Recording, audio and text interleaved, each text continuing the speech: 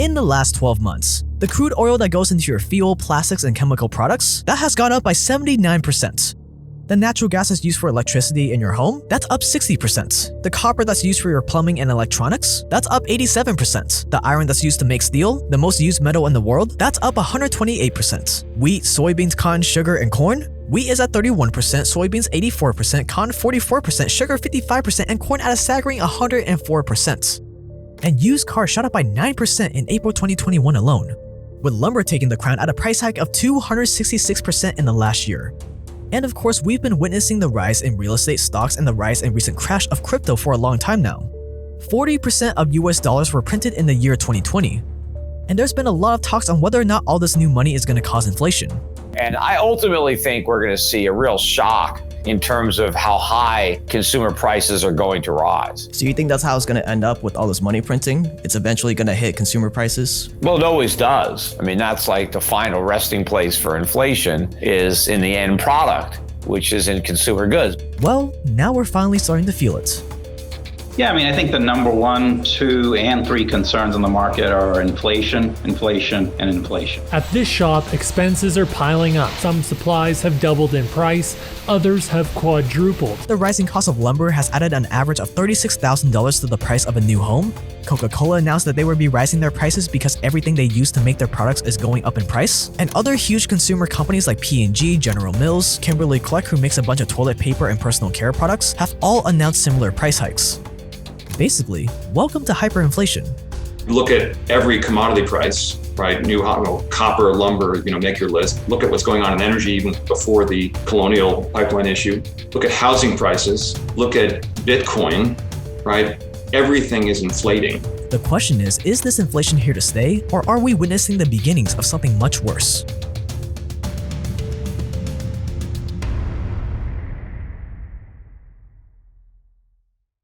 In times like these, the ones who suffer the most are the people with the least amount of skills. If you're laying people off because wages are inflating, it's a lot easier to fire the fast food worker than it is to fire the machine learning expert who builds your social media algorithms. The problem is learning these skills that make you unfireable is pretty hard. That's where today's video sponsor comes in, Brilliant.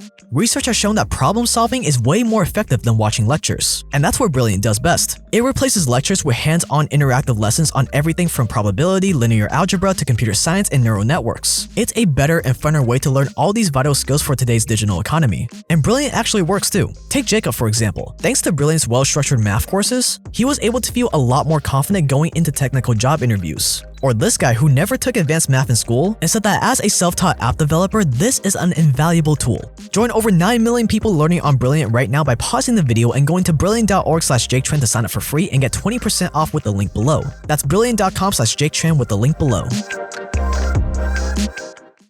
March 2020. The first lockdown orders were announced in the US and the money printer fires up. And almost every business besides internet businesses slowed down production, with the exception of things like toilet paper, of course. Less minerals were mined, less lumber was harvested, you get the picture. And along with that came layoffs and a massive jump in unemployment. April 2020, the money printer really spins into high gear, going from $5 trillion in circulation to $16 trillion in a matter of a month. This was to fund the $1,200 stimulus checks and the other bailouts that were handed out.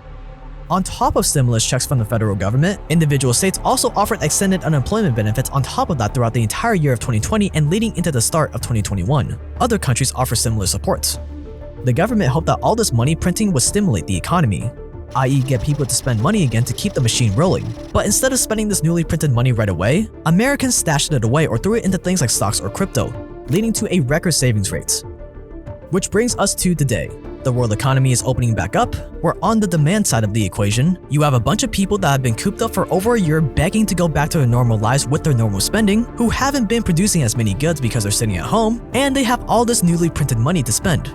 That's driven by, we have kind of a once in a moment in history, right? You have people emerging from a pandemic with the animal spirits that come from being locked. On the supply side, you have a handicapped supply chain with less production that's expected to instantly open back up at 110% capacity.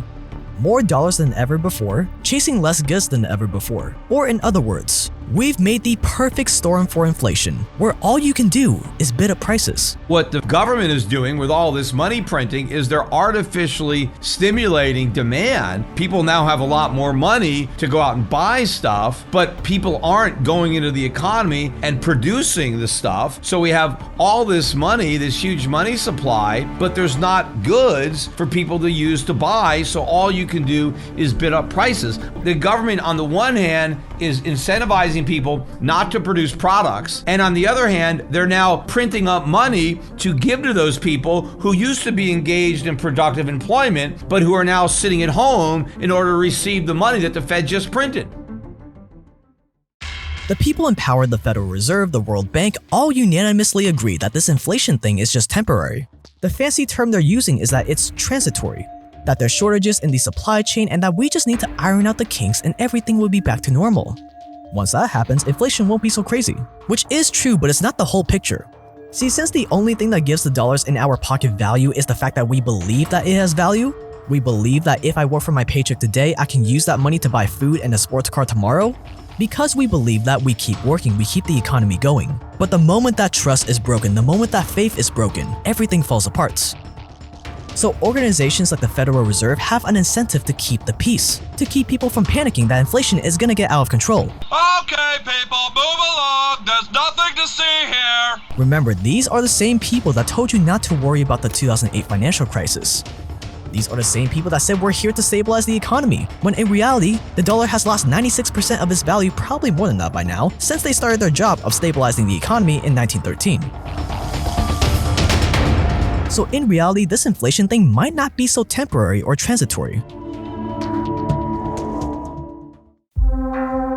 Even if this rising in prices is temporary, it doesn't mean prices are gonna go down. See, when you increase the amount of money in circulation by 40%, at first it may go into stocks, crypto, real estate, which will drive up those prices.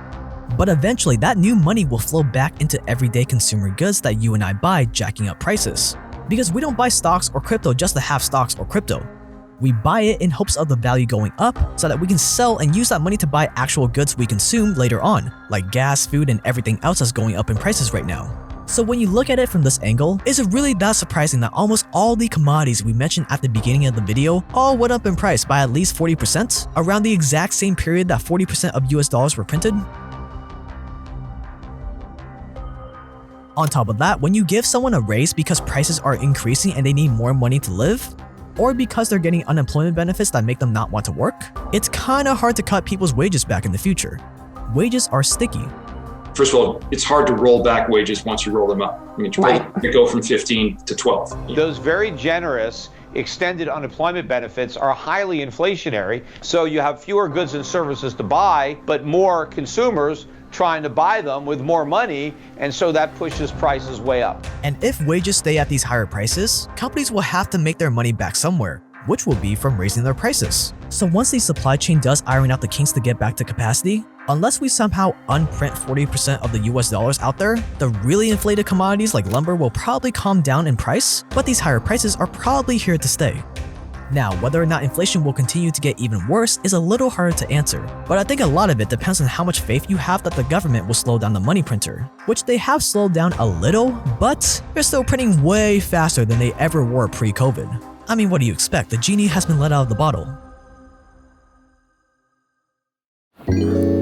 At the end of the day, this is a perfect illustration of how money printing is really just a clever way for the government to tax us. The government wanted to fund some kind of social program, stimulus checks, bailouts. But typically, to fund something that they want to do, they have to raise taxes, which is political suicide, and then they collect that money from us on tax day and then they fund it. So we end up with a social program, but we end up being able to buy less stuff because we have less money in our bank account because we paid more in taxes. In our particular case today, they couldn't fund our stimulus checks by taxing us more because the stimulus checks were supposed to go to us. So instead, they funded the stimulus checks by printing money. In the end, we got the same results. We got a new social program, stimulus checks, and we also ended up being able to buy less stuff. The only difference is we're able to buy less stuff not because we have less money in our pockets, but because the money in our pocket is worth less. So let's say you're paying 20% in income taxes this year. Whatever the final inflation number ends up being for this year, let's say it's the 4.2% number they're touting around, meaning that the value of your cash is going to go down by 4.2% this year. While the real tax, the effective tax rate you're really paying for 2021 is actually 24.2%, not just 20%. If the inflation number ends up being more like 6%, you'll be paying a 26% income tax. 10% inflation? You'll be paying nearly a third of the money you make in taxes. Different routes, same outcome, just less obvious.